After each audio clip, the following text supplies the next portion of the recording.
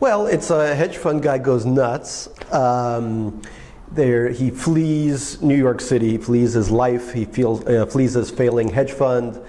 He has an autistic kid, which is a curveball he can't quite take because he's Mr. Perfection. And he decides, for a very complicated reason, to get on a Greyhound bus and travel across the country searching for his first girlfriend from college.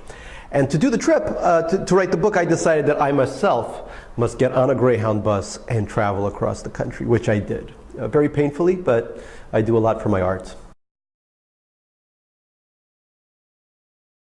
It came out to about 4 months because I would stop for very long periods of time throughout the trip in many cities, and each city became a chapter in the book. But it was, I mean, people are saying, I don't understand what America is anymore. You want to understand America, you got to get on the Hound, as we call it. And so I got on in the Hound. It was, I think, around June of 2016, the big election year. I got on that bus and I thought, well, Hillary's going to win, of course. I got off in September in San Diego. I was pricing Montreal real estate the next day. You learn so much on the Hound. I had a kind of the outlines of a story, but I thought I was going to interact with the environment I was in and see what was going to come. There was a kind of almost journalistic aspect to the book, you know. And each place I went to was, you know, the locals just told me so much about themselves and who they were that the characters changed based on what I encountered. You know, in Alabama I met, I didn't even know what Breitbart was. I met my first white supremacists, you know. They were talking very loudly on the Hound about, you know, crucifying Muslims and Jews, and I thought, hey, well, I think I'm one of those. And I remember getting off, and a nice Indian gentleman sold me a copy of the New Testament coloring book. So I brought that on, and I was like, hey, look at me, he has risen. Yes, have you heard the good news? So that was really good, and made it into the book in a way.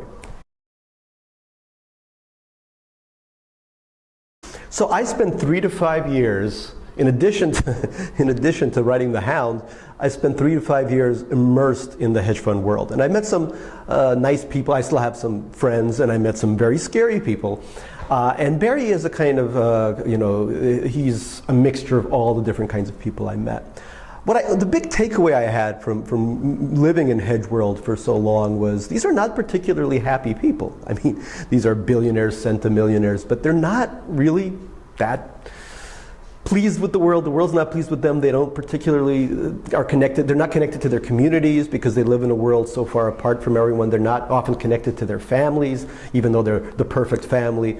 You know, one of the first people I met, he wasn't in a hedge fund, but he worked as he ran a currency desk for a very big, bank. And he said to me, you know, Gary, I really feel for the middle class. And I said, yeah, they're struggling. He said, I know, because I'm part of the middle class. I'm struggling. And I said, well, what do you define as the middle class? And he said, you know, just people barely getting by, 2 to 4 million a year.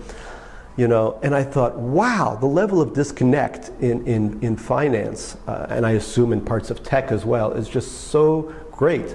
So that when I was writing this book, my attempt was really to combine two worlds, the world of the 0.01% and the world that the middle class doesn't really see on the coasts either. You know, there's these two worlds, and I think they've had such a huge impact on what we've become as a country. The election is a part of that. So much of what we've seen is a part of that. And it's a formula that just doesn't work. People say, you know, one of the things that people have said to me after reading the book is, I can't believe you made me feel something for a hedge fund guy, you know, screw you. But yeah, I do feel something for Barry. I mean, I think, you know, he grew up without any love, and many of the people I've met in the hedge fund world also grew up in families that just did not know how to love. And many of them grew up in these blue-collar contexts where they had to, you know, they were the poorest kid in the class, and they had to become something to prove to everybody. And they've been trying to prove that all their lives. You know, and they've been trying to prove it to their wives and their partners at work and just society at large. And the result is always a disaster, because after a certain amount of money, nothing really helps. The money doesn't help anyone. All the hedge funds do, in a sense, all that huge parts of finance do, is transfer money from regular people to a very select elite who aren't even happy, who made happy by that money. It's a lose-lose proposition for everyone.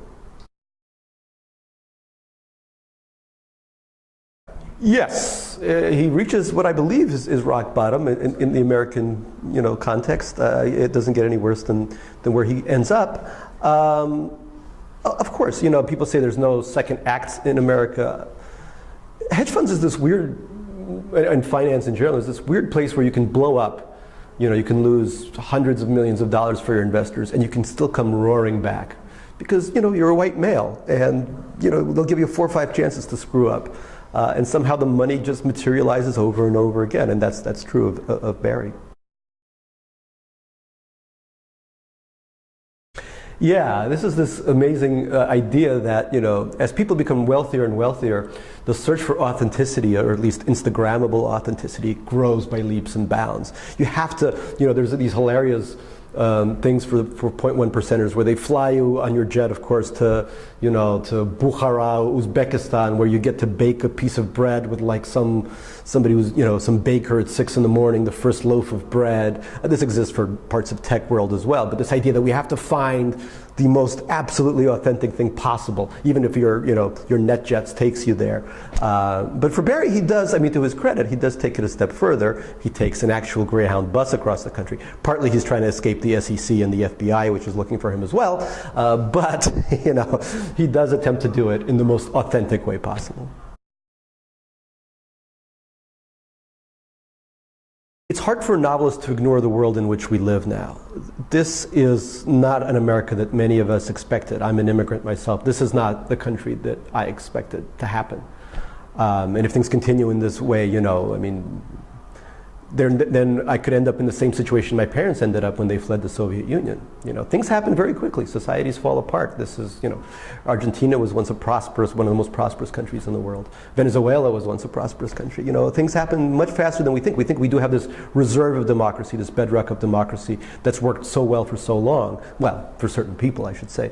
But that's not a given at all. So I think every writer who's not writing a historical novel in some ways has to deal with this present reality. Even those writing science fiction or even fantasy have to deal with this kind of reality.